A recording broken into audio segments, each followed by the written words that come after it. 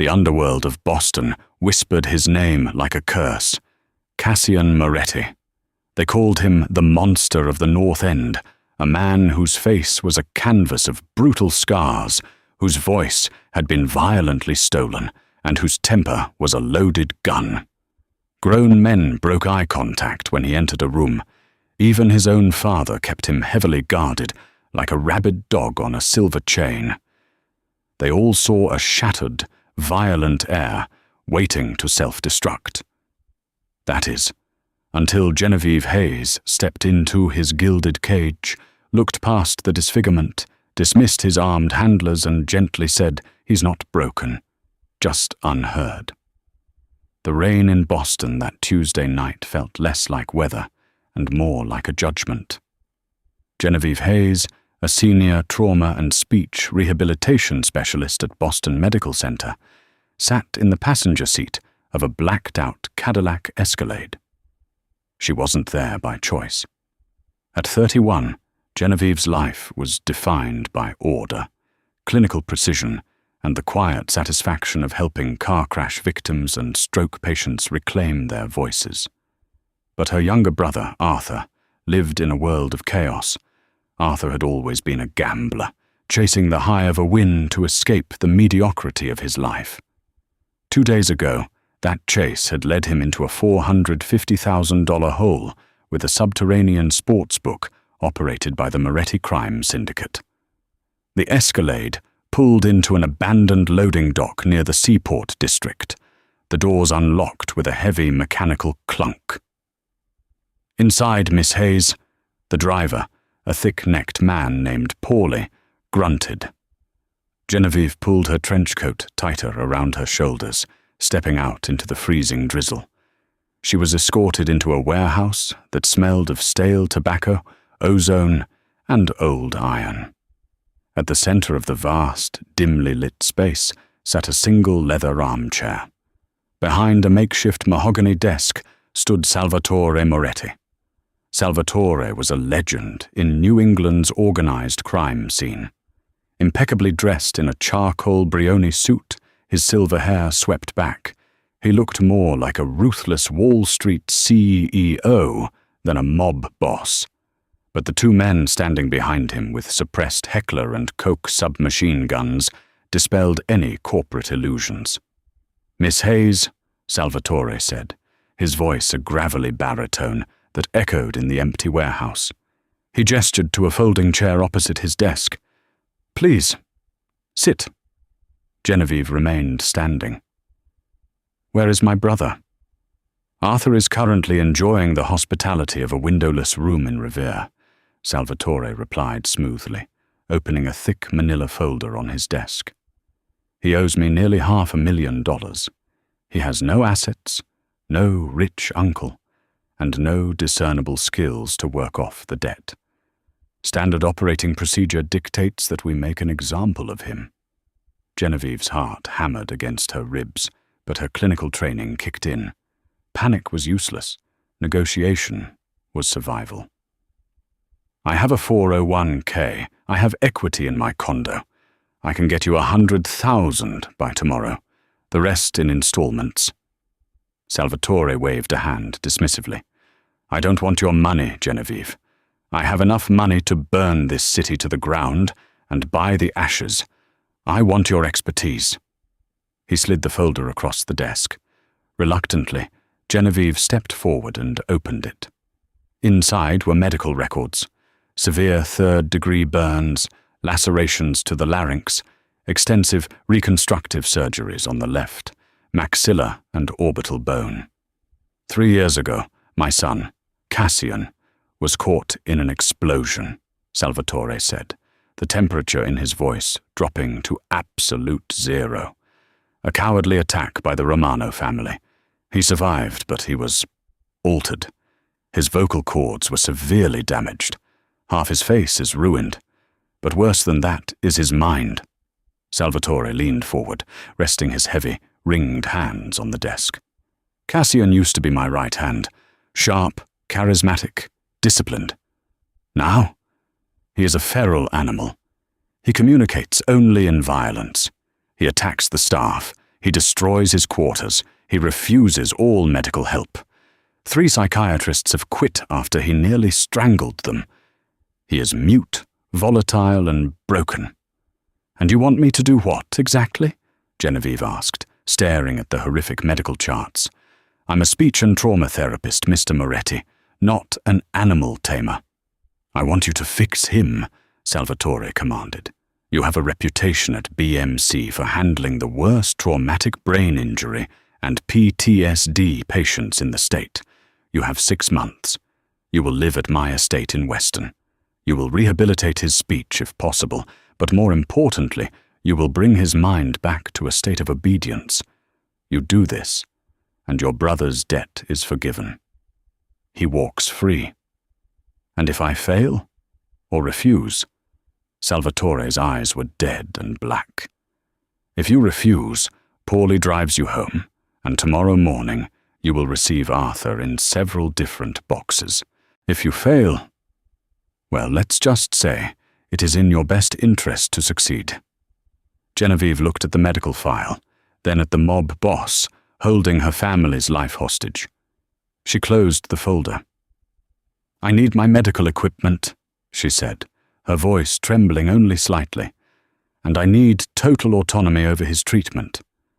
No interference from your guards. Salvatore smiled, though it didn't reach his eyes. Welcome to the family, Miss Hayes. The Moretti estate in Weston was less a home and more a fortress. Surrounded by 12-foot wrought-iron gates and surveillance cameras, the sprawling stone mansion was a monument to blood money. Genevieve was given a spacious guest room in the east wing, but she barely registered the luxury. Her mind was entirely focused on her patient in the west wing. On her first morning, Genevieve was escorted to Cassian's quarters by Victor Rossi, Salvatore's underboss. Victor was a sleek, handsome man in his early 40s with predatory eyes and an arrogant smirk. I'd be careful in there, Doc, Victor sneered as they walked down the long, carpeted hallway. Cassian isn't a man anymore. He's a liability. Honestly, Sal keeps him around out of guilt. If it were up to me, I'd have put him out of his misery years ago. Don't turn your back on him. Genevieve bristled. Your lack of bedside manner is noted, Mr. Rossi. Victor chuckled, unlocking heavy double oak doors. He pushed them open, and Genevieve stepped inside. The room was massive, but it felt suffocating. Heavy velvet curtains were drawn tight, blocking out the morning sun. The furniture, expensive mahogany and leather, was violently scarred. A bookshelf had been tipped over, its contents scattered across Persian rugs. In the far corner, cloaked in shadows, sat Cassian Moretti. He was a large man, heavily muscled, sitting perfectly still in a high-backed chair. As Genevieve took a step forward, Victor and 2 armed guards flanked her. The sudden intrusion made Cassian stand. Genevieve caught her breath. The right side of his face was striking, sharp jawline, a piercing, icy blue eye, dark hair falling messy over his forehead. But the left side was a map of tragedy. Thick, jagged burn scars crept up his neck, pulling the skin taut across his cheek and jaw, twisting his lip into a permanent, hardened sneer. His left eye was milky and blind. He didn't look broken. He looked furious. Cassian's gaze darted from Genevieve to Victor, and a low, guttural growl vibrated in his chest, a raw, grating sound that was all his ruined vocal cords could produce. He suddenly lunged forward, grabbing a heavy crystal decanter from a side table and hurling it. It smashed against the wall inches from Victor's head, raining glass onto the floor. Instantly, the 2 guards drew their firearms, aiming them directly at Cassian's chest. "Get on the ground, you freak!" one of them shouted. Cassian didn't flinch.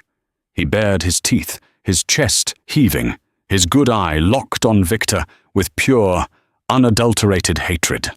He looked ready to charge, fully prepared to take a bullet just to tear Victor's throat out. "Put the guns away," Genevieve shouted. The guards ignored her. "I said get down!"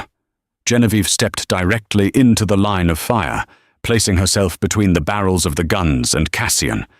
The room went dead silent. "Are you insane?" Victor snapped, grabbing her arm. "Move, you stupid—" Genevieve yanked her arm out of his grasp, her professional authority flaring. "I said, put the guns away. You are escalating a trauma response. You are in my clinic now, Mr. Rossi, and in my clinic we do not point firearms at patients." Victor sneered. "He's a monster. He needs to be put down." Genevieve looked at Victor, then over her shoulder at Cassian. Cassian was staring at her, his fists clenched, chest rising and falling rapidly. He looked bewildered by her intervention. Genevieve turned back to the underboss, her voice steady and ringing with absolute certainty. "He is entirely rational," Genevieve said softly, but loud enough for everyone to hear. She gestured to the shattered glass, then to the guards. "Look at his posture. Look at his focus. He didn't throw that glass at me. He threw it at you, Victor. His aggression isn't random. It's directed. He's not broken, just unheard. And until you and your armed guerrillas leave this room, he will continue to treat you as threats." Victor stared at her, his jaw tight with anger. "If he snaps your neck, I'm not explaining it to your brother." "Get out!" Genevieve ordered. With a disgusted scoff, Victor signaled the guards. They backed out of the room, and the heavy doors clicked shut, locking from the outside. Genevieve was alone with the monster of the North End. She took a slow, deep breath, reining in her own adrenaline. She didn't look at Cassian with pity, nor with fear. She approached him the way she would any frightened, defensive patient. She walked over to the heavy curtains and pulled them open just an inch, letting a single beam of dusty sunlight cut through the gloom. Then she sat cross-legged on the floor, right in the middle of the room, amidst the scattered books and broken glass. She pulled a blank white legal pad and a Sharpie from her bag, slid them across the floor toward him, and waited. For 10 minutes, the silence was absolute. Cassian remained standing, a coiled spring, watching her with intense suspicion. He was used to doctors who patronized him, psychiatrists who sedated him, and family who feared him. He wasn't used to a woman in a beige cardigan sitting on his floor, giving him back his agency. Slowly, his broad shoulders lowered. He stepped out of the shadows, the light catching the cruel severity of his scars. He crouched down, his large, calloused hand dwarfing the Sharpie.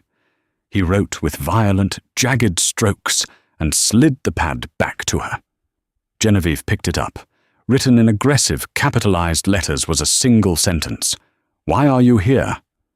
Genevieve looked him dead in his good eye. "Because my brother owes your father a lot of money, and if I don't help you, he dies." Cassian blinked. The raw, brutal honesty seemed to shock him. A micro-expression of dark amusement flashed across his scarred face. He pulled the pad back and wrote again. "I don't need help. I need to kill Victor." Genevieve felt a chill run down her spine. The plot wasn't just medical. It was deeply, dangerously political. "Okay," Genevieve said evenly. "Why?" Cassian stared at her, realizing for the first time in 3 years someone was actually asking for his side of the story. Over the next 3 weeks, the dynamic inside the West Wing shifted entirely. To the outside world, to Salvatore, Victor, and the guards, Genevieve maintained the illusion of grueling, traditional therapy. She submitted vague progress reports about anger management and cognitive behavioral restructuring. Inside the room, however, it was an entirely different reality. Genevieve discovered that Cassian's mind was razor-sharp. He wasn't a feral beast. He was a man trapped in a prison of his own failing body and a deeply corrupted family. Their primary mode of communication was a large, dry erase whiteboard Genevieve had brought in.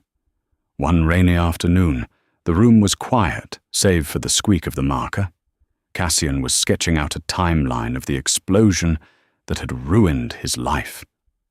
It wasn't the Romanos, he wrote, underlining the words twice. The Romanos use car bombs. My car wasn't rigged.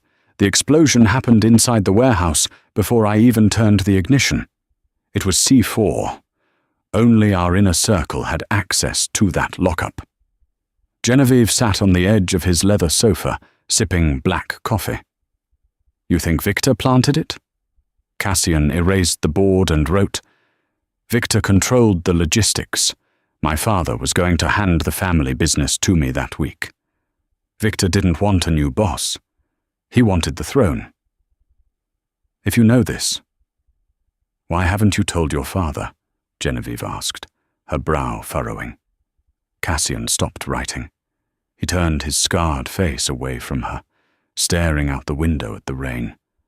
The silence stretched, heavy and profound. Genevieve stood up, slowly approaching him. She had learned not to make sudden movements, to respect his physical space.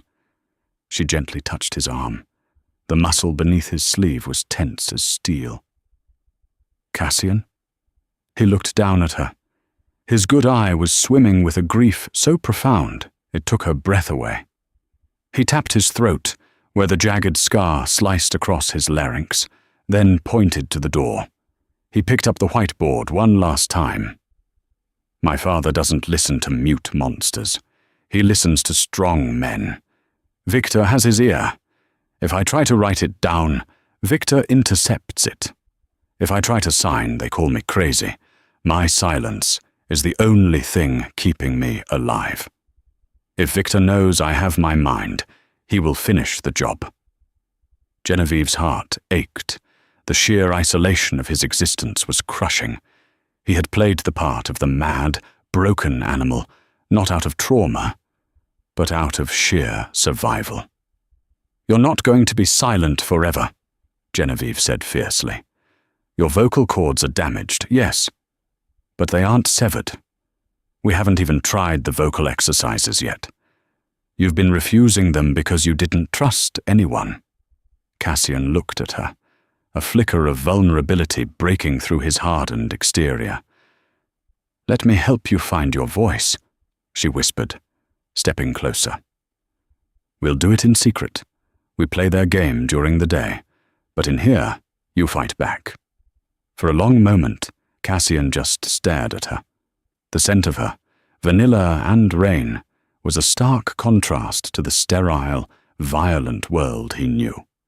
Slowly he reached out, his rough, scarred fingers gently brushing a stray lock of hair behind her ear. It was a remarkably tender gesture from a man the world deemed a monster. He gave a single, firm nod. The clandestine rehabilitation began that night. Genevieve brought in specialized medical equipment, a laryngeal mirror, vocal cord stimulators, and warm herbal teas to soothe the scar tissue. The work was agonizing. Cassian would sit across from her, his face flushed with frustration, as he tried to force air through his ruined larynx to create sound. It often ended in him coughing violently, clutching his throat in pain. During one particularly grueling session, Cassian slammed his fist against the table, knocking over his tea. He stood up, turning away from her in shame, his shoulders heaving. Hey, Genevieve said softly, stepping around the table. She placed her hands on his back. It's okay. It's scar tissue, Cassian. It has to stretch. It hurts before it heals. He turned around, his chest rising and falling. Without the whiteboard, he was forced to communicate with his body. He looked down at her, his good eye searching hers, asking a silent question. Why do you care so much? Your brother's debt is practically paid. Genevieve understood the look. Because you deserve to be heard, she said, her voice dropping to a whisper. And because I see you, not the scars, not the mob air. Just you. The air between them thickened. The clinical boundary that Genevieve had so carefully maintained was dissolving rapidly. Cassian reached out, his hands cupping her face. His thumb, heavily calloused, traced her cheekbone. He leaned down, his forehead resting against hers. He closed his eyes, took a deep, shuddering breath, and forced his diaphragm upward. "Jen." It was barely more than a gravelly, raspy whisper, like two stones grinding together in the dark, but it was a word. It was her name. Genevieve's breath hitched, tears springing to her eyes. "I heard you," she whispered back, leaning into his touch. "I hear you." Their moment of triumph, however, was violently interrupted. The heavy oak doors to the room suddenly rattled, the lock clicking loudly. Genevieve jumped back just as the doors swung open. Victor Rossi stood in the doorway, two massive guards behind him. His eyes darted from the spilled tea to the whiteboard, which, in their distraction, they had forgotten to wipe clean. On the board, half erased but still legible, were the words, "Victor C4 Warehouse." Victor's smirk vanished, replaced by a cold, murderous glare. He slowly drew a suppressed pistol from inside his jacket. "Well, well," Victor said softly, stepping into the room and locking the door behind him. "It looks like the doctor has been busy. What a shame you both just violated doctor-patient confidentiality." Victor Rossi's suppressed pistol leveled directly at Genevieve's chest. The metallic click of the safety being disengaged sounded unnaturally loud in the quiet tension of the room. "You should have stuck to flashcards, Doc," Victor said, a cruel, easy smile stretching across his face. He gestured to the two burly guards behind him. "Lock the door. Make sure no one comes down this wing. It's a tragedy, really. The monster finally snapped, killed his therapist in a fit of rage, and I had to put him down to save the household." Genevieve's breath hitched, her mind racing through triage protocols, but there was no medical procedure for a bullet to the heart. She took a step back, her hands raised. "Victor, if you kill me, Arthur dies, and Salvatore will know something is wrong. My clinic knows I'm here." "Your clinic thinks you're treating a billionaire's eccentric cousin on a private retreat," Victor scoffed.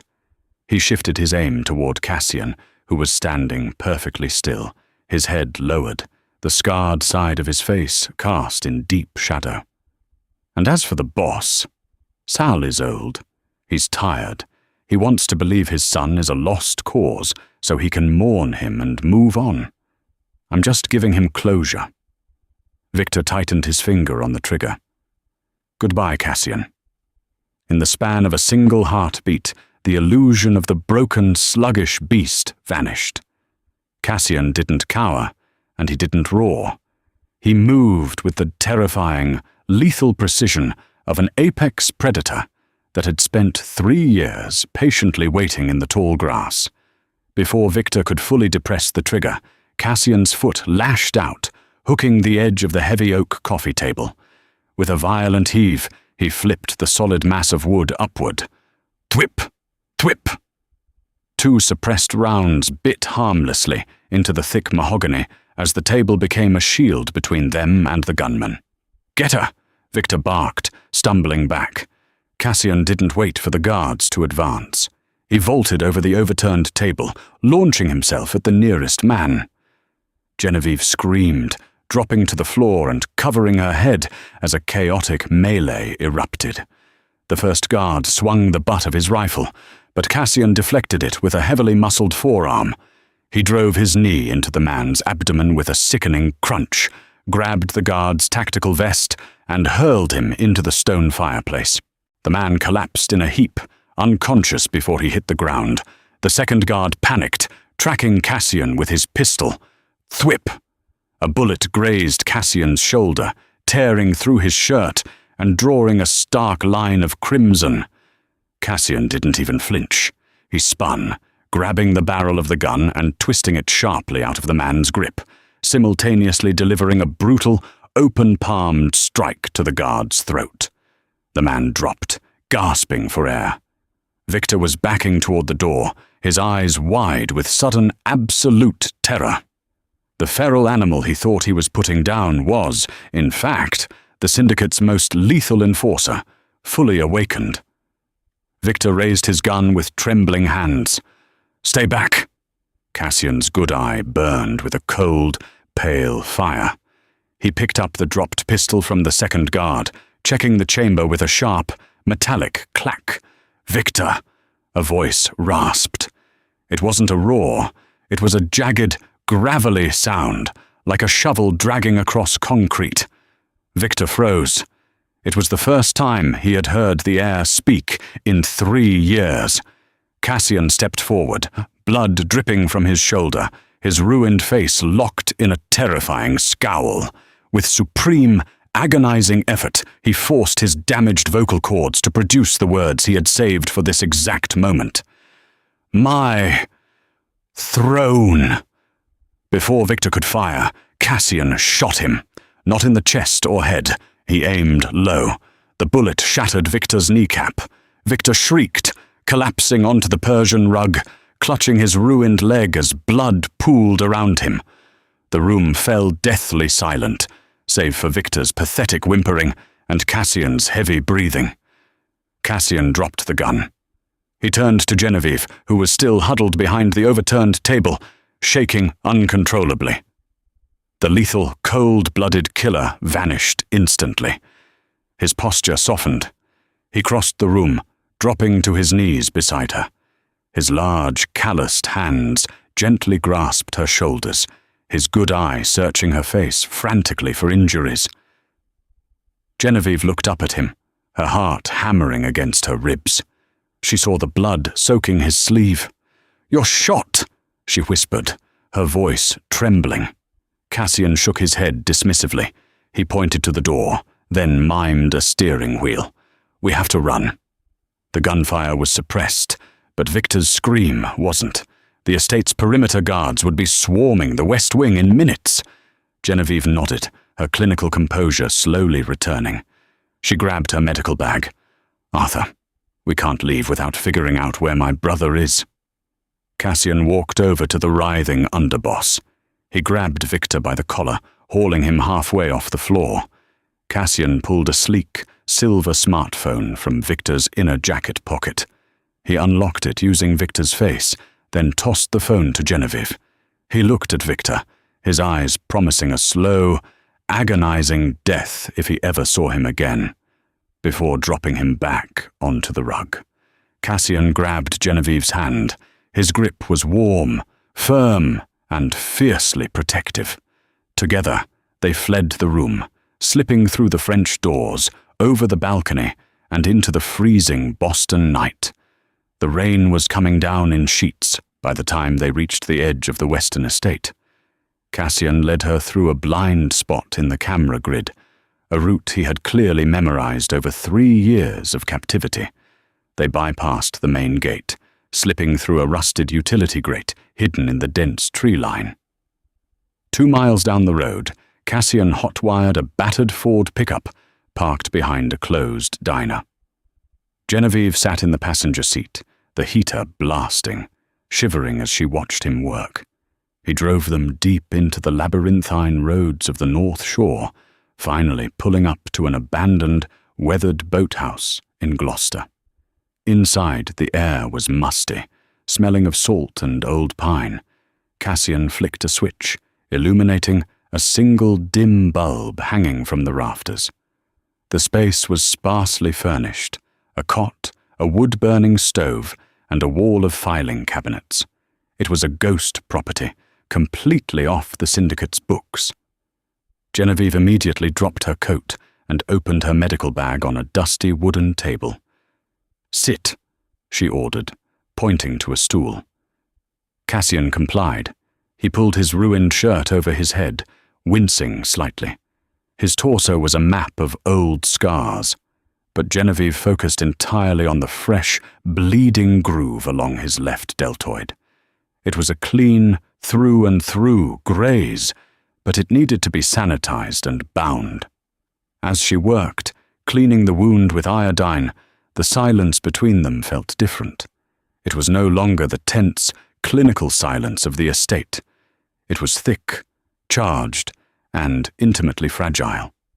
"You saved my life," Genevieve said softly, wrapping a white gauze bandage around his thick bicep. Cassian looked at her. The harsh overhead light cast deep shadows over his scarred cheek. He reached up, his hand gently covering hers as she finished tying the bandage. He swallowed hard, his Adam's apple bobbing. He closed his eyes, focusing intensely. "You saved my mind," he forced out, the words broken and harsh, but ringing with absolute sincerity. Tears pricked Genevieve's eyes. She didn't pull her hand away. Instead, she stepped closer, stepping directly between his knees as he sat on the stool. She reached up, her fingertips lightly tracing the edge of the jagged burn scar on his cheek. Cassian tensed. People always looked away from his left side. Women, family, doctors, they all flinched. He tried to turn his face away, ashamed of the monster the fire had made him. "Don't," Genevieve whispered fiercely, holding his jaw firmly to keep him looking at her. "Don't hide from me. You are the most courageous man I have ever met." Cassian's breath hitched. He looked into her eyes, searching for pity, for revulsion. He found neither. He found only a fierce, burning admiration, and something much deeper, something that looked dangerously like love. With a low, desperate groan that bypassed his damaged vocal cords entirely, Cassian pulled her to him. His hands wrapped around her waist, lifting her slightly, and he pressed his mouth to hers. The kiss wasn't polite. It was 3 years of isolation, 3 years of silent fury, and a lifetime of yearning pouring out at once. Genevieve gasped against his lips, her hands immediately burying into his dark hair. She kissed him back with equal desperation, tasting the rain and the metallic tang of adrenaline on his skin. He held her as if she were the only solid thing in a world that had burned to the ground. When they finally broke apart, both of them were breathless, their foreheads resting against each other. "Jen," he breathed against her lips, the gravelly sound of her name sending a shiver down her spine. "We have to stop, Victor," Genevieve murmured, her hands resting flat against his bare, scarred chest, feeling the steady, powerful thrum of his heartbeat. "And we have to find Arthur. Before Salvatore realizes Victor is lying." Cassian's eye darkened with resolve. He gently set her back, stood up, and walked over to the filing cabinets. He pulled open the bottom drawer and extracted a heavy, leather-bound ledger. He dropped it onto the table in front of her. Genevieve opened it. It wasn't a financial ledger. It was a meticulous, handwritten log of dates, times, and locations. Cassian grabbed a pen and a piece of scrap paper. "For 3 years I played deaf and dumb. Men talk when they think the dog in the corner can't understand them. Victor brought his captains into my room to gloat. He used my quarters to conduct private business because he thought it was the ultimate secure location." Genevieve scanned the pages, her eyes widening. "Cassian, these are shipping manifests, bribes, offshore accounts. Victor has been skimming millions from your father's operations. He's been building a war chest to buy off the capos and take over." Cassian nodded. He pointed to a specific entry dated 3 years ago, the week of the explosion. Payment to Mickey the Torch, Sullivan, $250,000. "The bomb maker," Genevieve realized, looking up at him. "Victor tied up most loose ends," Cassian wrote. "But Mickey is paranoid. He went into hiding. I know where he is. If we bring Mickey to my father, along with this ledger, Victor is dead." "But Victor will have told your father that you attacked us, that you went feral," Genevieve argued, pacing the creaky floorboards. "Salvatore will have every gun in Boston looking for you. If you walk into his headquarters, they'll shoot you on sight." Cassian's jaw tightened. He picked up the pen again, his handwriting aggressive and sharp. They will not shoot a ghost, and my father will listen when I speak the words myself. Genevieve looked at his ruined throat. Your voice. It's a strain, Cassian. You can't project. If you try to shout over a room full of armed mobsters... Cassian stepped into her space, gently pressing 2 fingers against her lips to silence her. He pointed to his own throat, then to his temple, and finally, he pointed to her. He picked up Victor's stolen smartphone. He opened the text messages, scrolling past a dozen frantic updates from Victor's men, until he found the one he was looking for. A text from Paulie, the driver who had first abducted Genevieve. Got the brother at the Revere yard. Boss says, hold him until we find the doc and the freak. If they don't turn up by dawn, put him in the ground. Genevieve's blood ran cold. The clock on the wall read 3:15 a.m. Dawn was less than 3 hours away. Cassian grabbed his torn, bloodied shirt and pulled it back on. He grabbed a heavy black canvas bag from the corner of the room, unzipping it to reveal a small armory of tactical gear and weaponry. He began loading a magazine with cold, mechanical efficiency. He stopped, looking at Genevieve. He didn't want her to come. He wanted her safe in the boathouse. Genevieve saw the look and shook her head vehemently. She picked up her medical bag, her chin raised in defiance. Don't even think about it. He's my brother. And you are my patient. Where you go, I go. Cassian stared at her for a long moment. Then a slow, dangerous smirk touched the unscarred side of his mouth. It was the smile of a mob boss, the smile of a king who was finally ready to take back his crown. He nodded once, racking the slide of a Glock 19, and handed it to her. Stay close, he rasped. Together they walked out into the storm, heading straight into the heart of the Boston underworld. The drive south down Route 1 was a masterclass in silent tension. The stolen Ford pickup hydroplaned slightly on the slick asphalt, but Cassian's hands on the steering wheel were steady, his knuckles white. The rain battered the windshield, a relentless drumbeat counting down the minutes until dawn. Genevieve checked the magazine of the Glock 19 resting in her lap. Her hands were trembling, but her mind was terrifyingly clear. 3 weeks ago, her biggest concern was whether her aphasia patient would hit a new syllable count. Tonight, she was riding shotgun with the most feared enforcer in New England to raid a mob salvage yard. Where exactly in Revere? Genevieve asked, breaking the heavy silence. Cassian kept his good eye on the road. He tapped the center console, then pointed to his temple. He knew. They exited near Revere Beach Parkway, navigating through a desolate industrial zone where the skeletal remains of old factories loomed like iron ghosts against the stormy sky. Cassian killed the headlights 2 blocks away from an expansive, chain-link-fenced property, Carmine's Auto Salvage. He pulled the truck into an overgrown alley and threw it in park. He turned to Genevieve, his expression intensely serious. He held up a single finger, demanding her absolute attention. He pointed to the truck floorboards, then to her. Stay. Genevieve shook her head, her jaw setting stubbornly. Arthur is my blood. I'm not waiting in the car while you walk into a firing squad. Cassian's scarred lip twitched. He leaned across the cab, his face inches from hers, the scent of rain and cold iron clinging to him. He placed a heavy hand over hers on the Glock.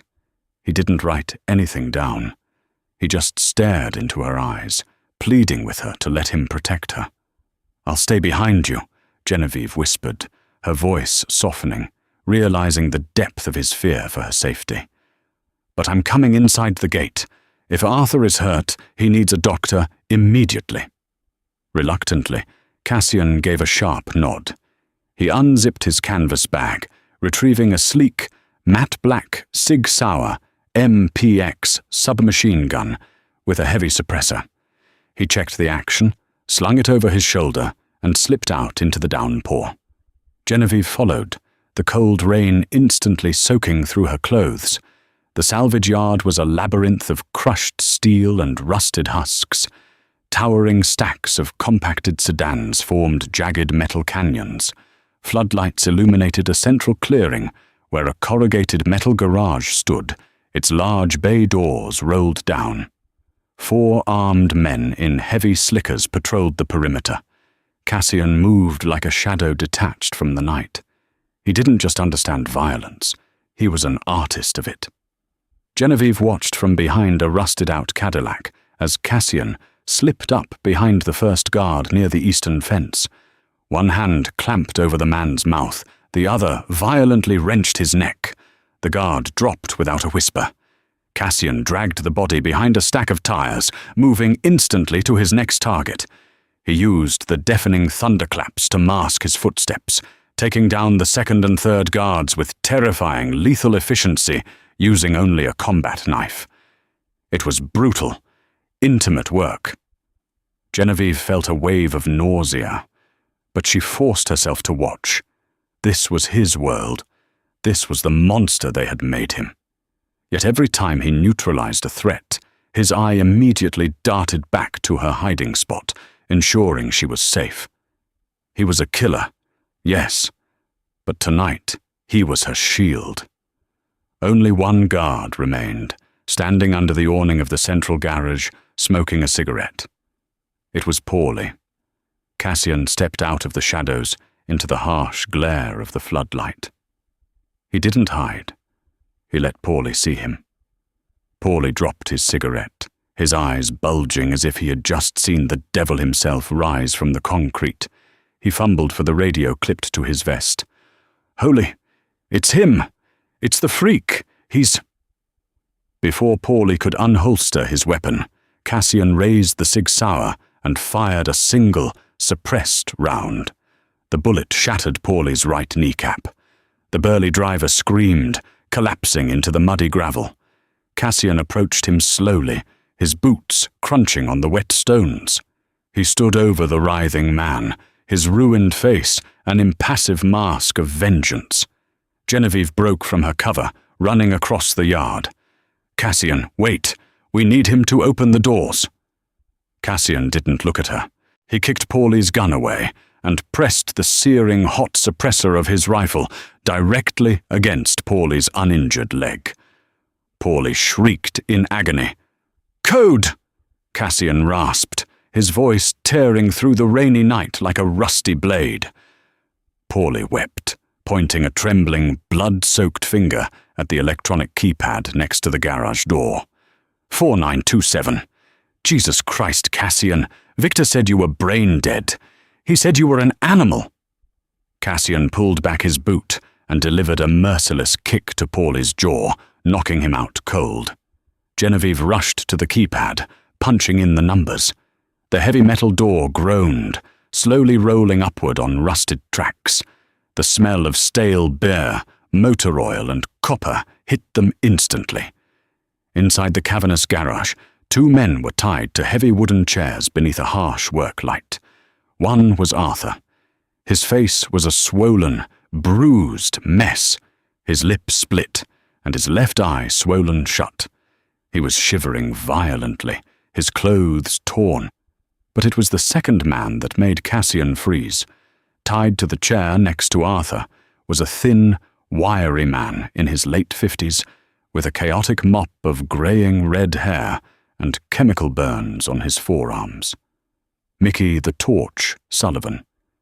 Victor hadn't just brought Arthur here to die.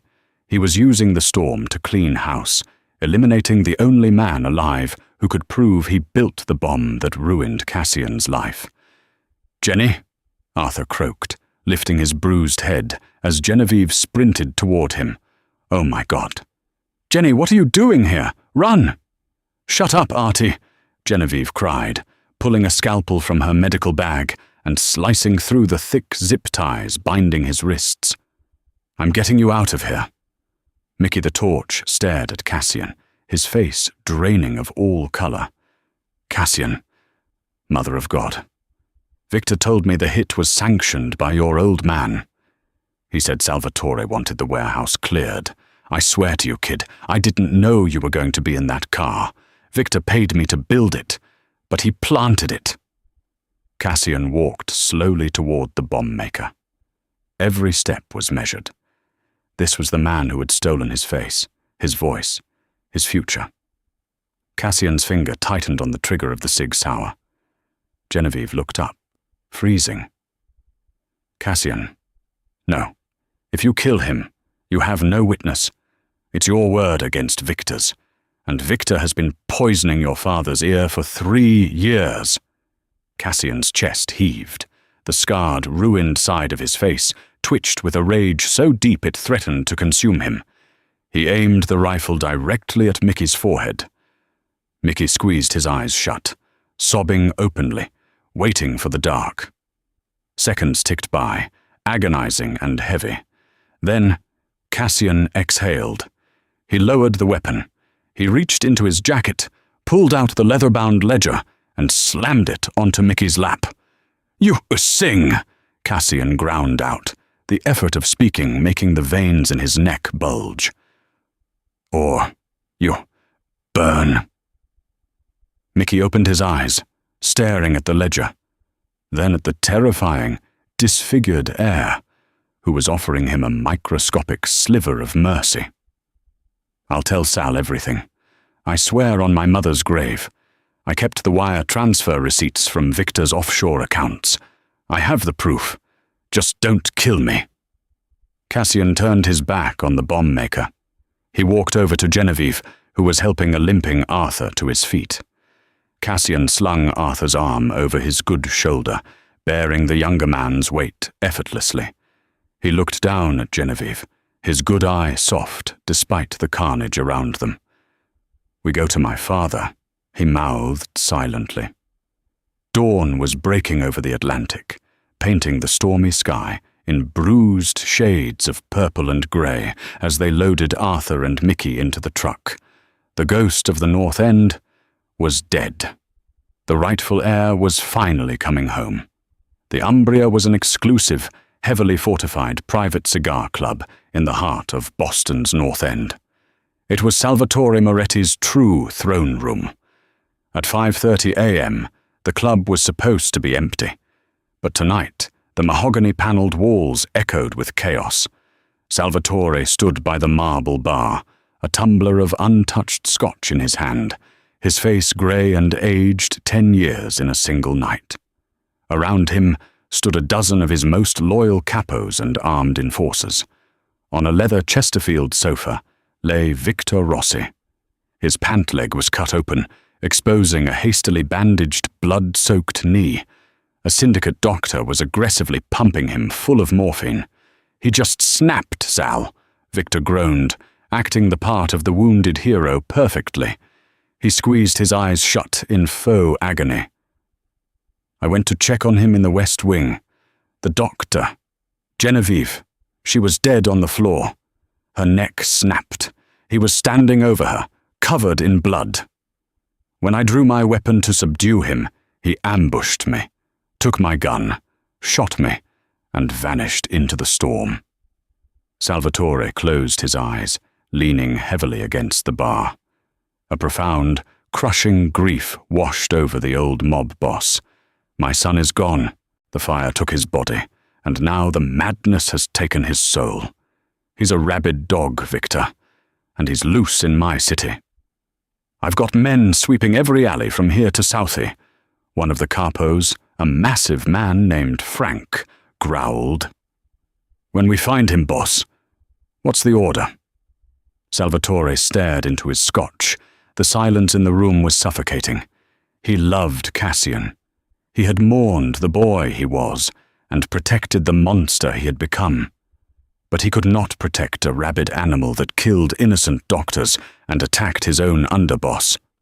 "Shoot to kill," Salvatore whispered, a tear escaping his hardened eye.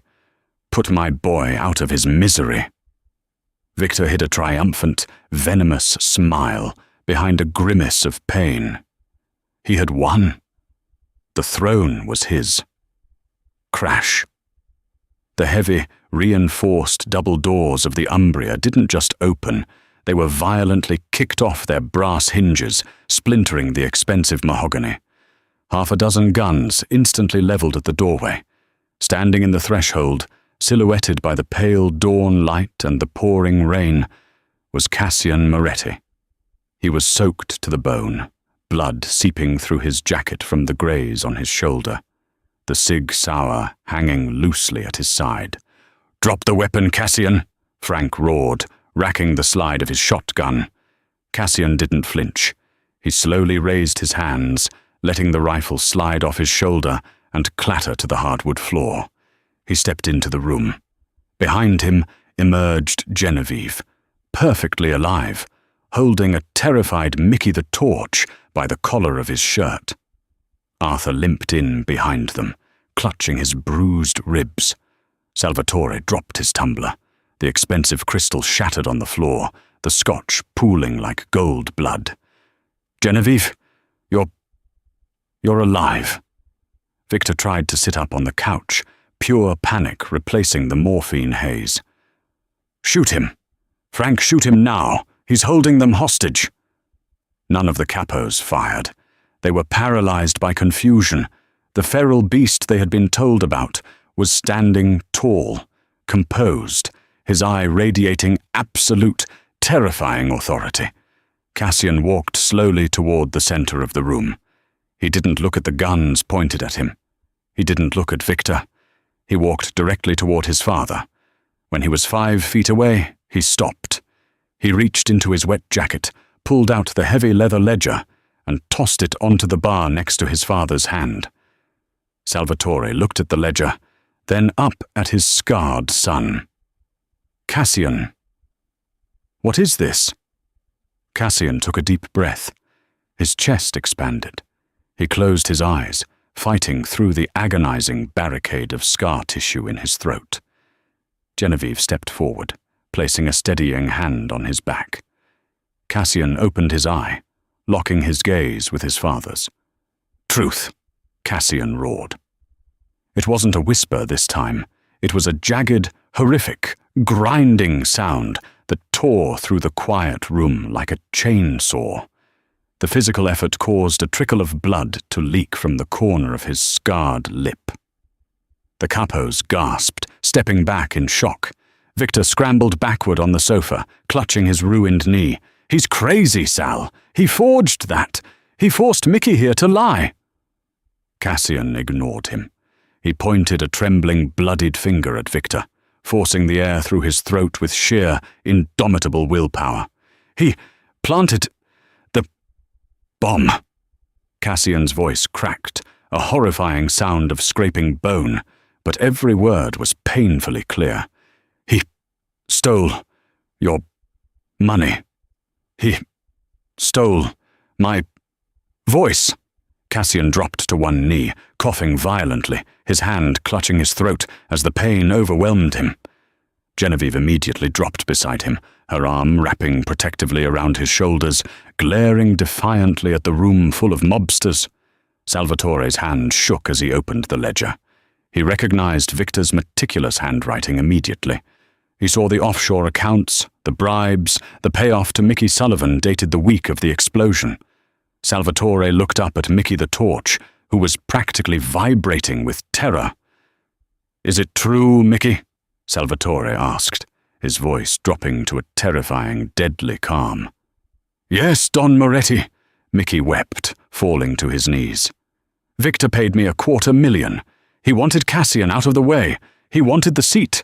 I have the bank traces to prove it. I swear to God." The temperature in the room plummeted. The capos, men who had taken orders from Victor for 3 years, slowly turned their weapons away from Cassian and aimed them directly at the couch. Victor was cornered. He looked at the barrels of a dozen guns, then at Salvatore, whose eyes were black with a rage that eclipsed anything Cassian had ever shown. "Sal, please," Victor begged, holding his hands up. I did it for the family. He was too young, too soft. I made us millions." Salvatore didn't say a word. He walked out from behind the bar, drawing a heavy Colt M1911 from his shoulder holster. He walked past Cassian, resting a gentle, trembling hand on his son's unscarred shoulder for a brief second. He stopped at the edge of the leather sofa. "You didn't just betray me, Victor," Salvatore said softly. "You locked my son in his own mind for 3 years, and you almost made me kill my own flesh and blood." Salvatore raised the pistol. Bang! The deafening crack echoed through the cigar club. Victor Rossi slumped backward onto the cushions, a neat red hole between his eyes. The room fell deadly silent. The scent of cordite mixed with the smell of spilled scotch and rain. Salvatore holstered his weapon. He turned around, his shoulders sagging, looking every bit his age. He walked over to where Cassian was still kneeling on the floor, supported by Genevieve. The old mob boss sank to his knees, disregarding the blood and the ruined hardwood. He reached out with both hands, gently cupping Cassian's face. His thumbs brushed over the jagged, horrific burn scars on his son's left cheek, scars he hadn't dared to touch in 3 years out of guilt and horror. "My boy!"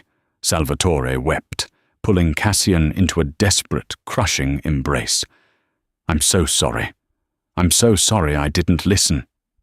Cassian closed his eyes, leaning into his father's chest, the tension of 3 years of silent warfare finally draining from his massive frame. He wrapped his arms around the old man, holding him tight. Salvatore pulled back, wiping his eyes. He looked at Genevieve, who was kneeling beside them, her medical bag open, gently dabbing the blood from Cassian's lip with a piece of gauze. "Miss Hayes," Salvatore said, his voice thick with emotion. He looked at Arthur, who was standing nervously by the door. "Your brother's debt is forgiven, paid in full, 10 times over. I owe you a debt I can never repay." Genevieve looked at Cassian. He was watching her, his icy blue eye filled with an adoration so profound it stole her breath. "You don't owe me anything, Mr. Moretti," Genevieve said softly, her hand slipping down to interlock her fingers with Cassian's. "I just did my job. I listened." Cassian squeezed her hand, a small, true smile finally breaking through the ruin of his face. He wasn't the monster of the North End anymore. He was the heir, and he had found his voice. 6 months later, the Boston underworld operated under a new, unbreakable silence, one commanded not by fear, but by absolute respect. Cassian Moretti sat at the head of the mahogany table in the Umbria, the undisputed boss of the syndicate. His scars remained, a brutal testament to his survival, but he no longer hid in the shadows. He didn't need to shout to rule. When Cassian spoke, in his quiet, raspy, hard-earned voice, the entire city listened. By his side, Genevieve had not retreated to a quiet life. She ran a fully funded, state-of-the-art trauma wing at Boston Medical Center, financed entirely by a massive anonymous donation. She was the only one who could look the terrifying mob boss in the eye and command him to do his vocal exercises. They were a collision of 2 worlds, a man forged in fire and a woman who refused to let him burn. Together, they proved that true power isn't about being unbroken. It's about finding the one person willing to hear you when the rest of the world goes deaf.